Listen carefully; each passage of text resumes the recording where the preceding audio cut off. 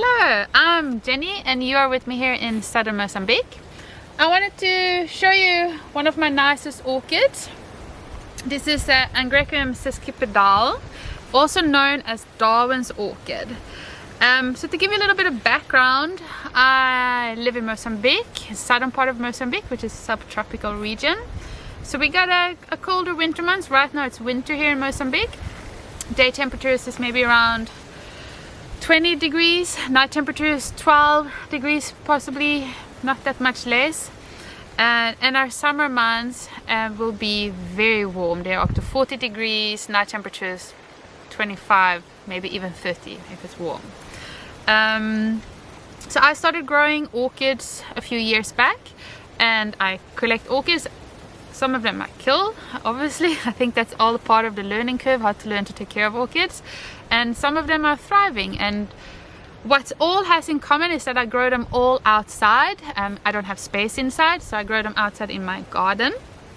And I was figuring out, like, I've been looking at trying to get some information on some orchids online, and there's not always that easy to find. So that's why I was like, okay, well, I'm also going to start maybe sharing with people what I learned and which orchids I'm growing and how I'm growing it and what I do. Maybe it saves you some time if you want to grow the same orchid. So anyway, so this is Angraecum sesquipedale. It's an orchid from Madagascar. It's huge. I didn't understand how big this orchid is. I bought this, you can see my head next to the pot. I bought this orchid a couple of months back from Darwin, so from an area with similar temperatures we have here. Also coastal, like I'm coastal area. And yeah, I have it for a couple of months, and the other day I started seeing some flower spikes. So I will come back to the flower spikes just now and show you a bit close up of them. So it's called Darwin's orchid, because many years ago Darwin predicted the flower is a big white flower, and he predicted, has a long spur, he predicted that a moth will be the one that's pollinating it. However, I think he passed away before they actually found the moth that's pollinating the flowers of this orchid. And it proved that he was right. It was a moth with, I guess, the proboscis, I think it's called, of what he sucks the nectar with. It must be almost like this, 1.5 foot long or so. And that's also how long the spur is of this flower. So yeah, let me get you a close-up on how the flower spikes look. As promised, you can see the orchid a bit better, a bit closer in. It grows a bit like a vanda. It has some monopodials, it's one stem, and it grows, the leaves comes out from the top.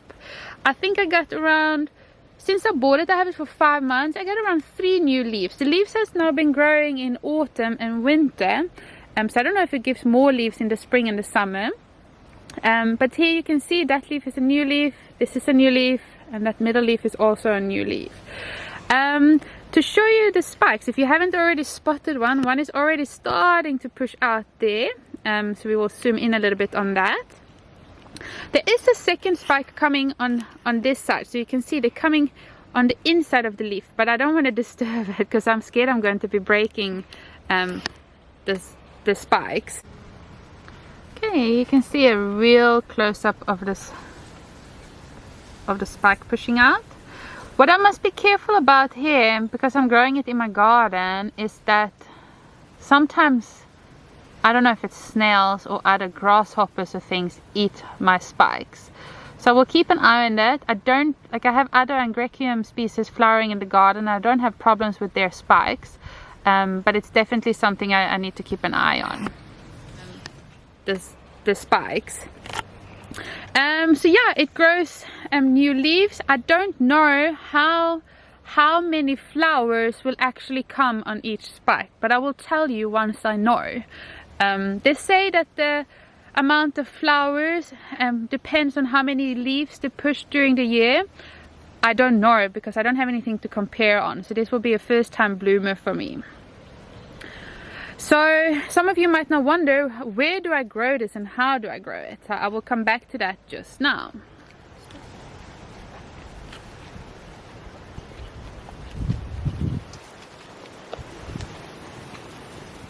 Alright, so this is where I'm growing my sesquipedale or Darwin's orchid. As you can see, it has a little bit of trees above it, so it has dappled light. It still gets quite a bit of light during the day, probably not full sun. I have it here since I got it, and it seems to be thriving. This is a coastal orchid in Madagascar, and we are also coastal, so I don't water it particularly in the winter. In the summer months we have a rainy season when it gets plenty of water. Now in the winter it rains maybe every 10 days, so it gets some water. I will give it fertilizer around every 7 days or every 10 days, maybe a quarter strength, half a strength. Yeah, so also I would like to show you the roots a little bit more and the bark that I'm planting it in. Alright, so as you can see here, the media I keep it in is really big chunks of bark.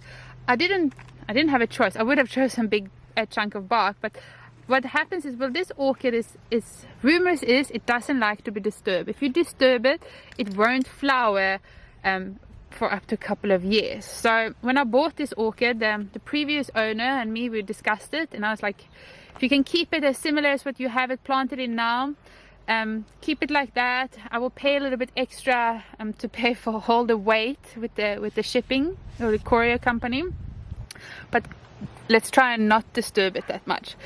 So that's what we did. He actually put the whole plant like this in a big box, I think a fridge box, and I got it like this. There's also some rocks in the bottom because this orchid is very top heavy, so I said, well, let's just keep the rocks, keep the bark, keep everything. I want to see if we can get it to thrive quickly here with me in Mozambique.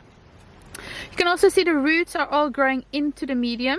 I don't know if this will start shooting roots out and it will grow maybe not into the medium or more aerial roots. We will see when the roots production starts coming. The roots are quite sensitive. It's like more than once I nipped it a little bit. You can feel they're almost like succulent roots and break off. So I think that's one reason why it doesn't like to be disturbed, the root system. This is a plastic pot. All my other orchids are actually in clay pot, in unglazed clay pots, because here in Mozambique you have no issues finding clay pots. They make them here and they are dirt cheap. They're even cheaper than to buy plastic pots.